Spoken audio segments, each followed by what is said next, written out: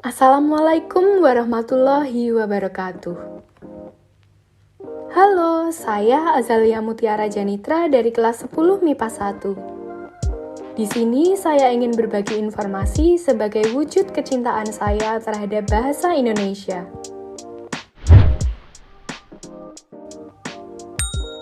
Bagaimana sejarah bahasa Indonesia menjadi bahasa negara? Bahasa Indonesia tumbuh dan berkembang dari bahasa Melayu yang digunakan sebagai bahasa perhubungan di Nusantara dan Asia Tenggara sejak abad ke-7.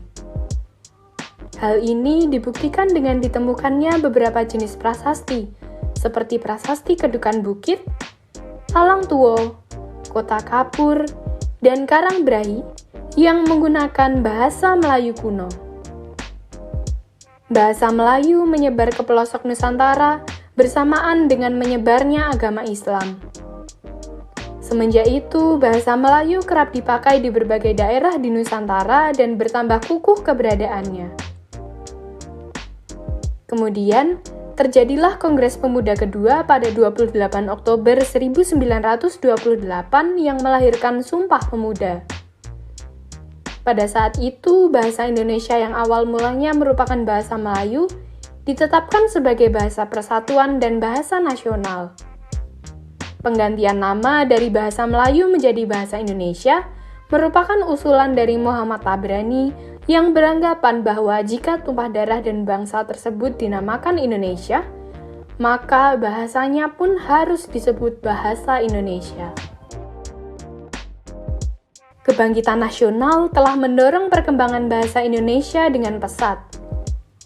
Proklamasi Kemerdekaan Republik Indonesia 17 Agustus 1945 telah mengukuhkan kedudukan dan fungsi bahasa Indonesia secara konstitusional sebagai bahasa negara.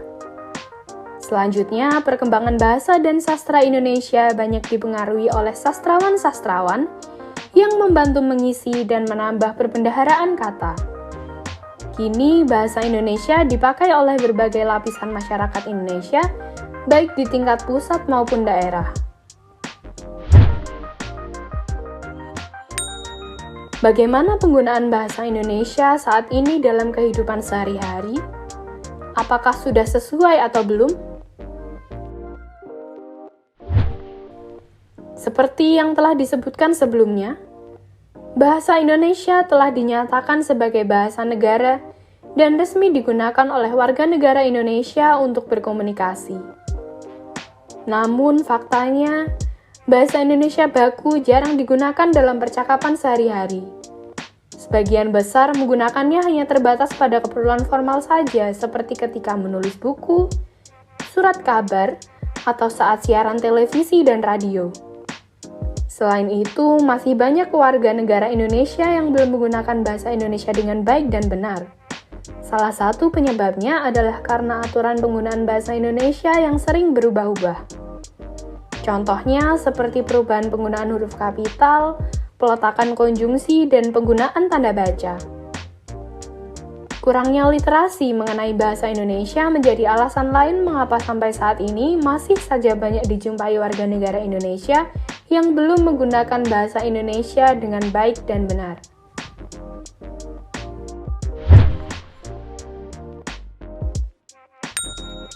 Bagaimana sikap generasi muda terhadap bahasa Indonesia?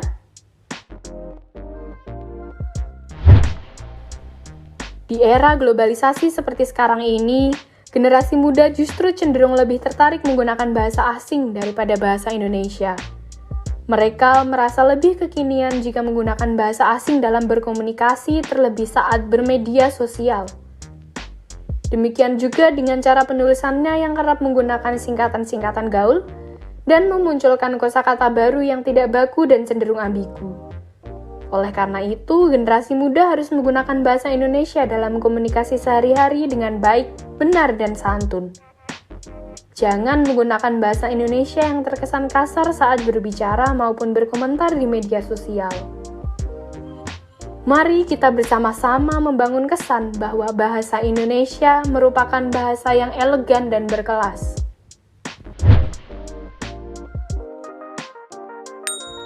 Bagaimana menumbuhkan rasa cinta terhadap bahasa Indonesia? Kita harus ingat bahwa pada dasarnya bahasa Indonesia merupakan bahasa persatuan yang harus digunakan dalam kehidupan sehari-hari supaya mampu mempersatukan seluruh suku bangsa di Indonesia yang memiliki bahasa daerahnya masing-masing. Oleh karena itu, sebagai warga negara Indonesia, kita harus bangga karena mempunyai bahasa Indonesia yang merupakan jati diri bangsa. Gunakan pula bahasa Indonesia dalam komunikasi sehari-hari dengan baik, benar, dan santun.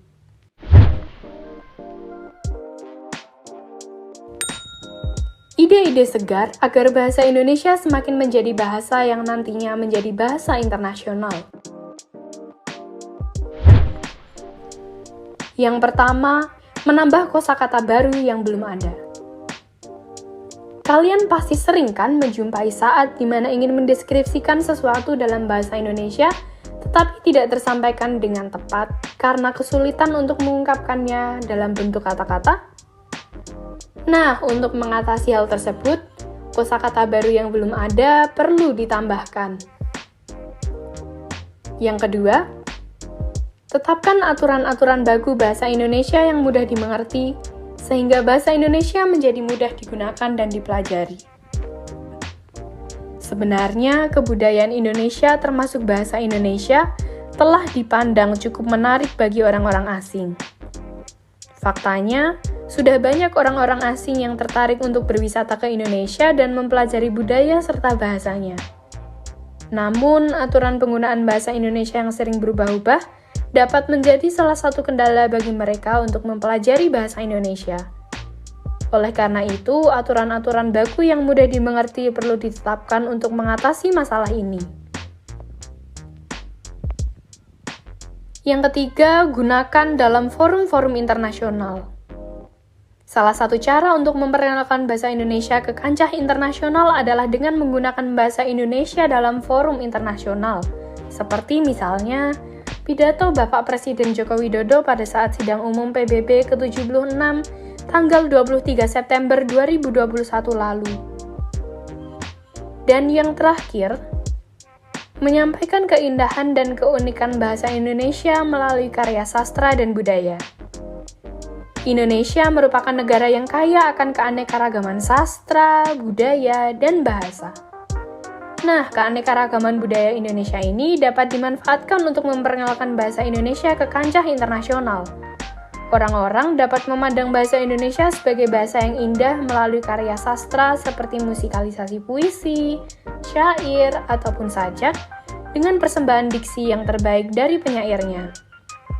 Selain itu, bahasa Indonesia juga dapat diperkenalkan melalui pertunjukan teater atau drama musikal yang diselenggarakan di luar negeri atau di forum internasional. Tak hanya memperkenalkan budaya, tetapi kita juga memperkenalkan bahasa Indonesia kepada warga negara asing.